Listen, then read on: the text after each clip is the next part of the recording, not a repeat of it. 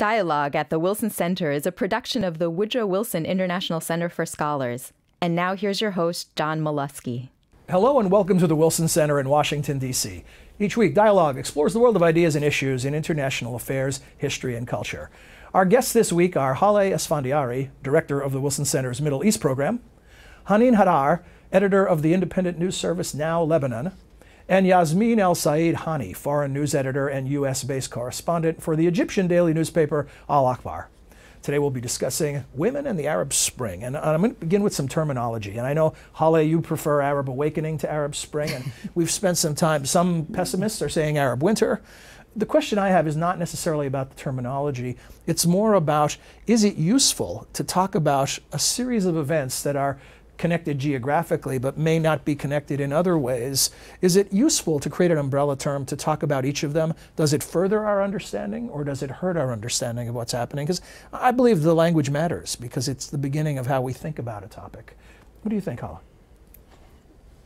The expression of Arab Spring, I think, was based on the Prague Spring.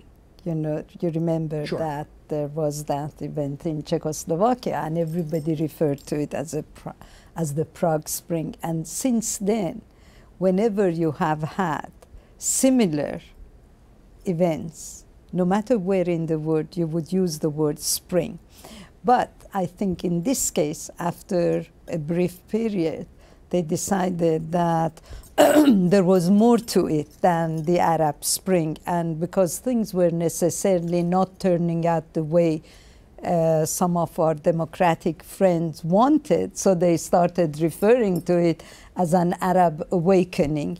And I still believe it was an Arab Spring, which maybe led to an Arab awakening, but we have two Arab friends here. They have to say how they feel about it. Hanan, and the notion, whether you're using spring or awakening, whatever you choose, does it help us understand what's happening or does it confuse it by oversimplifying it? Yes and no. It helps and it confuses. It helps in the sense that it happened at the same time, all these revolutions and uprisings in the world, it happened at the same time, and the Tunisians inspired the Egyptians inspired the Syrians, and so basically the link is there. So we have to refer to what's happening in the whole region, give it kind of an umbrella because they're linked, at least when it comes to inspiration. But there's a huge difference between Tunisia and Egypt, Egypt and Libya, Libya and Syria. Some of them are incomplete revolutions, some of them are armed revolutions, some of them are the differences are huge. So we can refer to them as the Arab awakening. I like the term very much. But at the same time, we have to be very aware of the differences, and we cannot really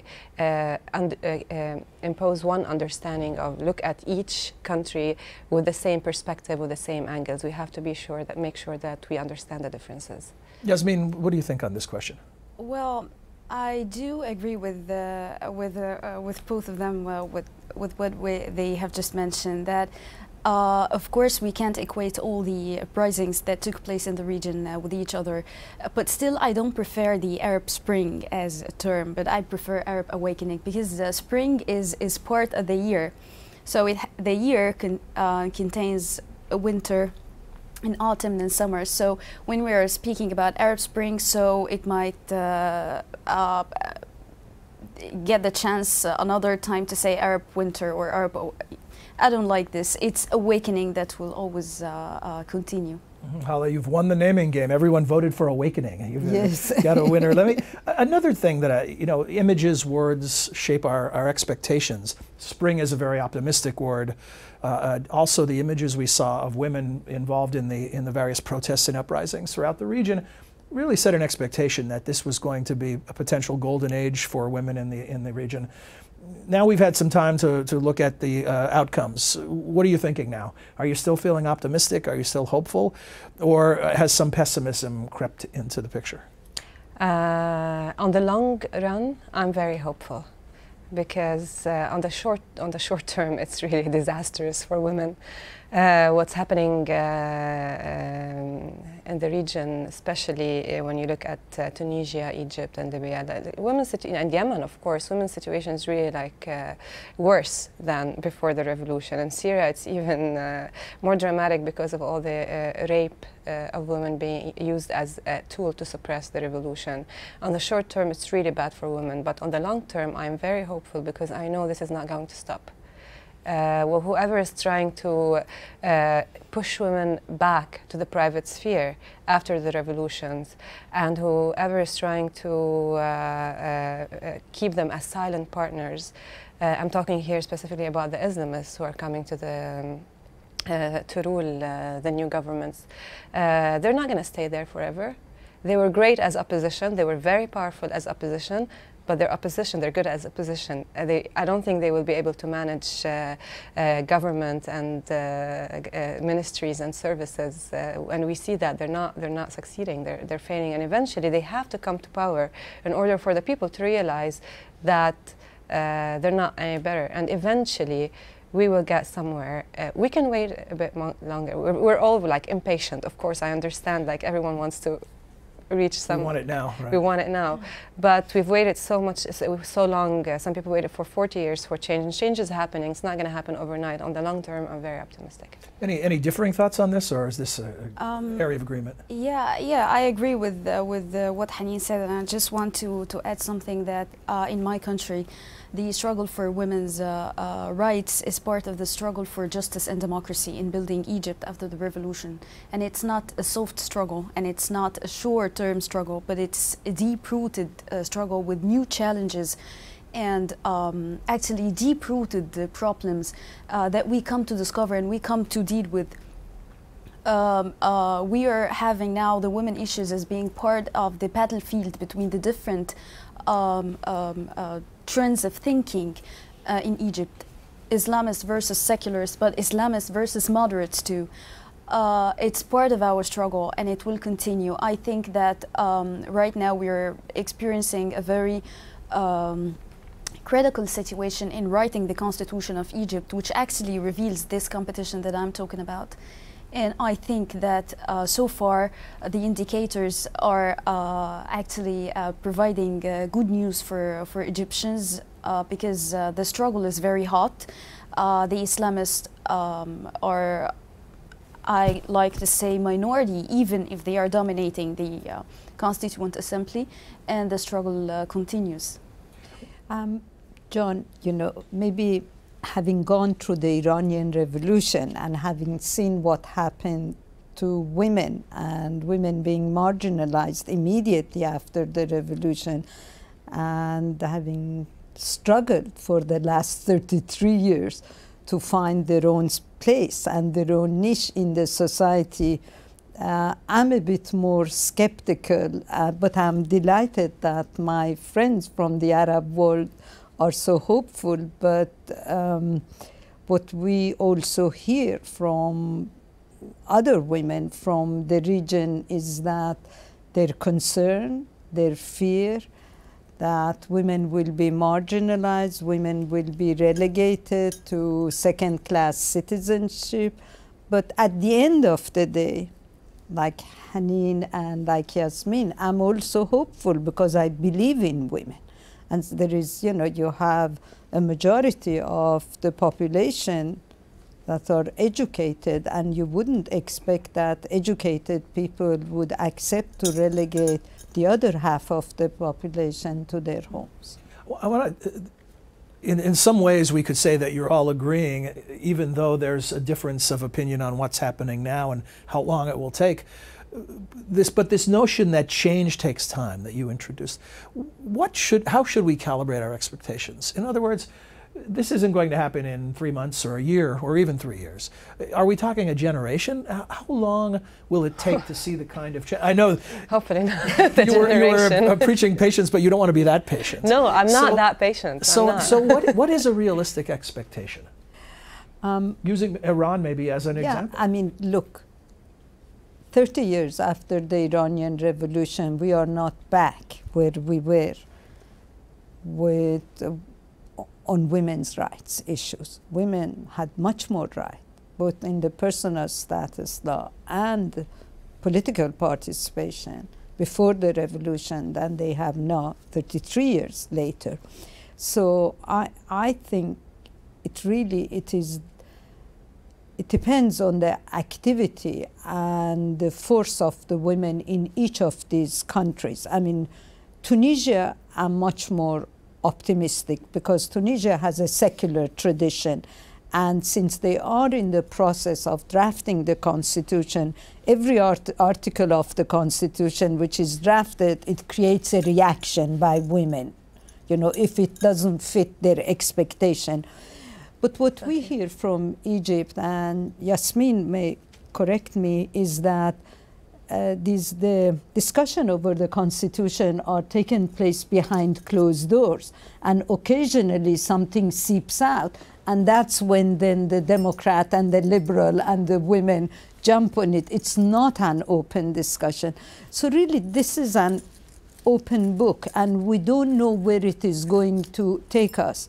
But Egypt is going to be a trendsetter in the region, and I think all eyes are going to be on Egypt, whether it's going to become an Islamic republic like Iran or a country like Turkey. I even don't say an Islamic country, a country like Turkey with an Islamic government.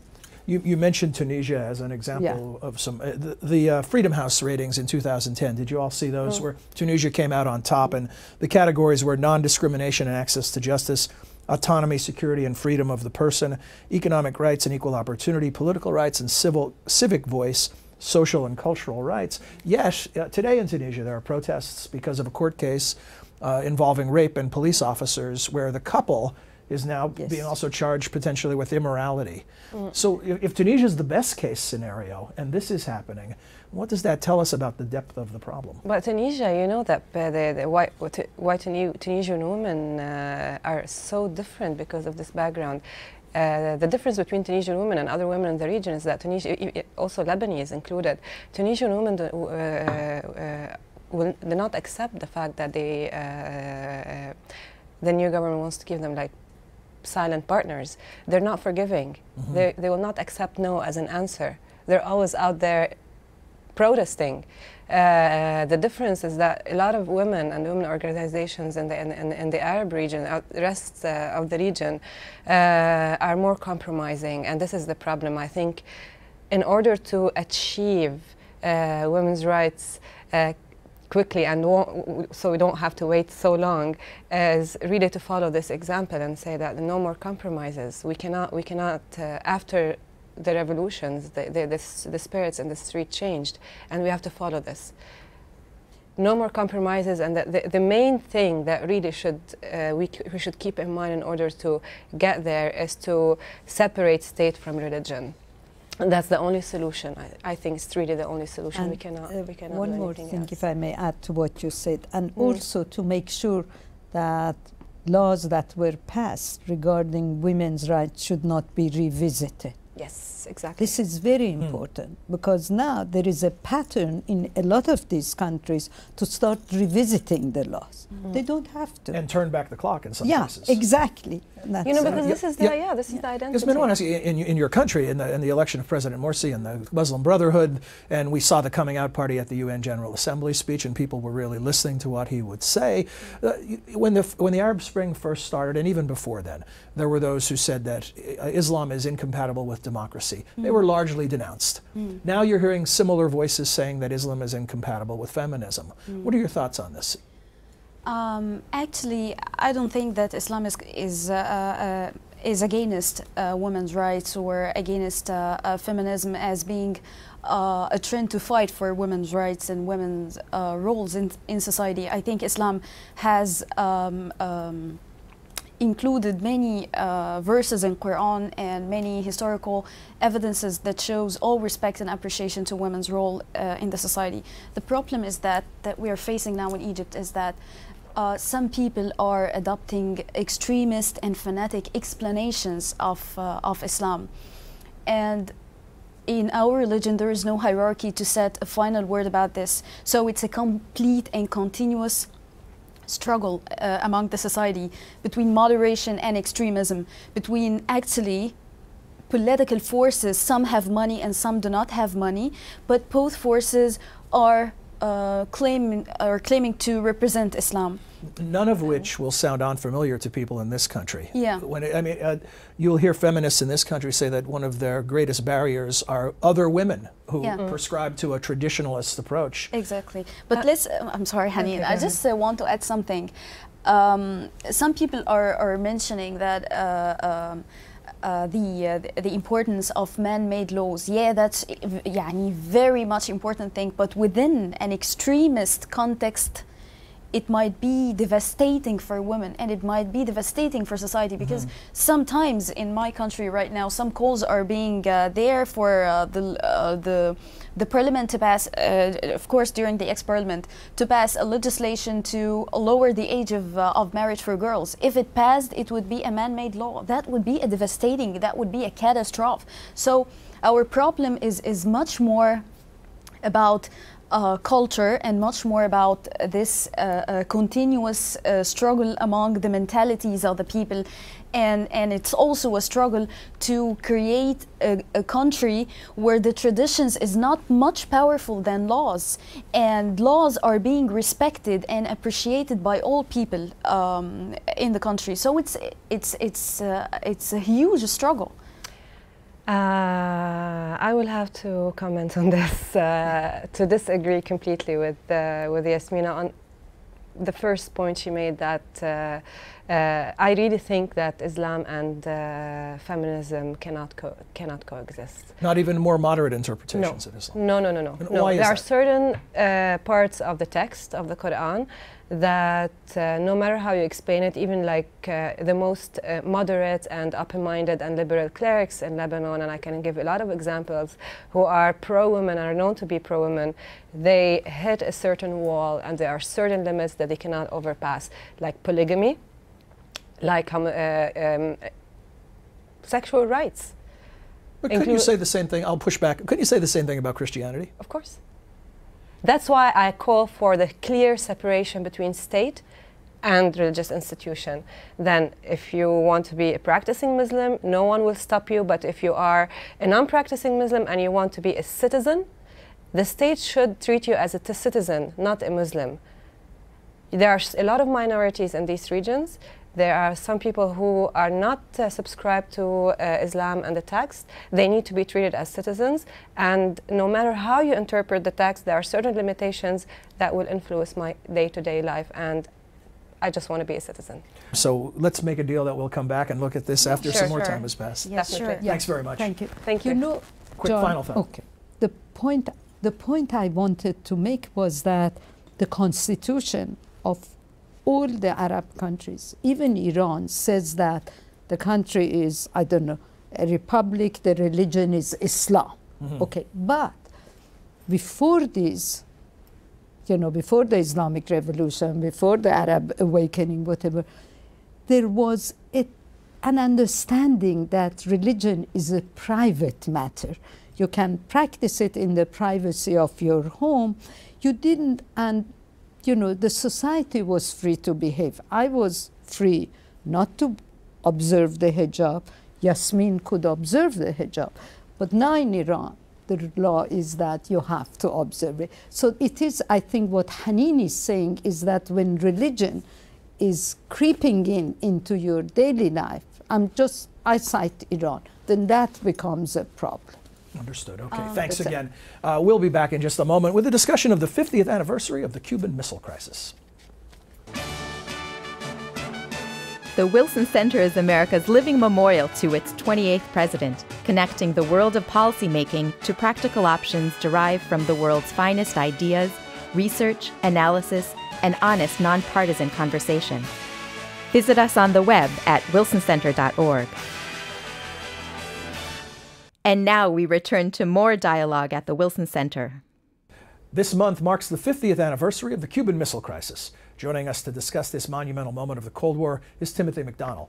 Timothy serves as a program associate with the Wilson Center's History and Public Policy program. Tim, welcome aboard. Thanks for joining us. Thanks, John. What are we learning new? One of the things that fascinates me about your profession, history, is how it's not over. You know, the story isn't in the books and over. New facts emerge, new documents emerge. What are we learning new about the Cuban Missile Crisis? Yeah, like former Secretary of State George Shultz said, it's never over, and he was referring to politics, but the same is true of history. We're learning a great deal new about the Cuban Missile Crisis all the time. Later this month, the Cold War International History Project here at the Wilson Center is going to be publishing a brand new 800-page document collection of new evidence all about the Cuban Missile Crisis. And this is all new because the Cuban Missile Crisis is traditionally viewed as a U.S. versus Soviet confrontation. And what these new documents from over 20 countries around the world, Bulgaria, Brazil, Chile, Czechoslovakia, Hungary, you name it, what they show is a Cuban Missile Crisis that was really not just a U.S.-Soviet confrontation, but a global crisis. Well, and so tell us about some of the details that are emerging. Are they of the nature that they change our understanding of the story, or do they just enrich the story? Sure. Well, you know, at some level, a lot of the documents enrich the story. They tell us more, give more nuance to things we already knew or suspected. But there are some game changers coming out. One of the most important new recent findings that we have is going to be highlighted in a book that's going to come out through the Wilson Center Press again later this month. It's by Sergei Mikoyan, the son of the famous Nikita Khrushchev's right-hand man and foreign policy fixer, Anastas Mikoyan. And, you know, here in the States, we know, or think we know, that the Cuban Missile Crisis was a 13-day crisis. We have Hollywood movies, we have books and so on that tell us about the 13 days in October. What this new book shows is that for the Soviets, the crisis was over a month longer. The hard part... On the front end or the back end? On the back end. After Nikita Khrushchev and John F. Kennedy reached an agreement finally after 13 days to remove the Soviet missiles from Cuba, it was a whole other task that fell to Anastas Mikoyan to negotiate with Fidel Castro to get Fidel Castro to agree to the missiles removal. And had he failed, had Fidel Castro really decided he wanted those missiles to stay and wasn't going to allow them to leave, we could have seen a very different end of the crisis. So that's a significant new insight on the Cuban Missile Crisis as it was viewed from the Soviet end. So did he have to have his arm twisted, or was he willing to let the missiles go? Fidel Castro? Yes. Well, it's interesting because Fidel Castro actually wasn't the instigator for receiving the missiles in the first place. He had to be talked into it. And then he also had to be talked into having them removed. So yes, he did certainly have to have his arm twisted. He'd been convinced that having them there was in his interests. And then in the end, Anastas Mikoyan actually had to make up a fictitious Soviet law that prohibited the missiles from staying in Cuba. And that was really the final straw. Yeah. But yeah, he did have to have his arm twisted. So conventional wisdom, we were on the brink of nuclear catastrophe. That still holds true? Absolutely, positively. The more we learn about the crisis, in fact, the more it becomes apparent that we really were on the brink. As our understanding of the crisis has evolved, we've looked at it from more levels and seen more complexity. In other words, the first phase of our understanding of the crisis was really centered on the Kennedy White House. We learned about the deliberations going on in the ExComm, the Executive Committee of the National Security Council. But as we learn more about what diplomats and military personnel and operators were doing all around the world, we've seen that as President Kennedy said, there's always some son of a bitch who doesn't get the word. And that was a constant fear of his. And we've seen, as we've learned more about the crisis, that held true, that things were happening that were beyond the control of either Kennedy or of Khrushchev that made the crisis more dangerous than we ever knew it was. Are we finding anything about the role of other nations? You mentioned that's where the documents are coming from. Were there any things going on behind the scenes or intermediaries or things of that nature that are emerging? Certainly. There's a widespread belief that the Kennedy-Khrushchev dialogues were the most important, and they really were. And there's also an understanding that Khrushchev and Castro were talking. What's coming out in these new documents that we're publishing in this new special edition of the Quip Bulletin is, one of the things is that the Swiss were the U.S. representative in Cuba, and there was some U.S.-Swiss dialogue about connecting with Fidel Castro directly, and it didn't really amount to much. Similar to now when they represent us in Iran, for example. Sure, yes. Yeah, the Swiss have always provided that service to a number of countries. But there's some new insights on that sort of thing coming out. Another piece of conventional wisdom, this is, and we're in the midst of a presidential campaign here in the United States in 2012, that this was a great moment in presidential leadership, that John Kennedy didn't blink, Nikita Khrushchev blinked. Does that hold up to scrutiny? Well, the fact that we didn't end up with a thermonuclear holocaust on our hands, I suppose, is a strong argument for good leadership on all sides of the crisis. You know, that's a ball that you really can't afford to drop. But the idea that Kennedy and Khrushchev really went eyeball to eyeball and the other fellow blinked has been completely refuted. The new evidence that we've seen, dating back to, you know, we started learning about this really in the 80s, has shown that from the very beginning of the crisis, both leaders had a vested interest in avoiding nuclear war, and both leaders were willing to really go to great lengths to avoid a nuclear conflict, even if it meant giving substantial concessions. So, yes, good leadership, yes, a lot of luck, but the eyeball-to-eyeball myth is out the door. Well, so tell us about some of the things that you have planned. You mentioned a couple things, but what are, and also where people can find out about them. I know you have a national conversation coming up, so you know, provide viewers and listeners with that information, because they'll be hearing this in time to come to the center or visit the website. Sure. Well, the Cold War Project at the Wilson Center has for over 20 years been at the very center of new research on the Cuban Missile Crisis. And so for this 50th anniversary that's coming up, we've worked with our colleagues around around D.C. and all around the world to put together an outstanding event lineup and a publication lineup and some other things as well. Here at the Wilson Center, as you mentioned, we're going to have a national conversation on new lessons from the Cuban Missile Crisis as they relate to the upcoming presidential elections. We'll have a number of other events. What's the date of that NetCon? That's going to be on the 15th of October. 15th October, right. We're going to have a number of other events here and also around the D.C. area and around the world. All the information on this, we've put together a one-stop shop website at wilsoncenter.org/50th anniversary of the Cuban Missile Crisis. No spaces in that 50th anniversary? There are dashes. Okay, dashes. We'll put it on screen. We'll provide it for people in that manner. Well, Tim, thanks very much for joining us. Look forward to all this terrific programming you've planned and to participating in it. Great. Thank you so much, John. We'll return next week with another edition of Dialogue. Until then, for all of us at the Wilson Center, I'm John Milewski. Thanks for joining us. We'd like to hear from you. Please send your questions or comments to dialogue@wilsoncenter.org. You can also follow us on Facebook.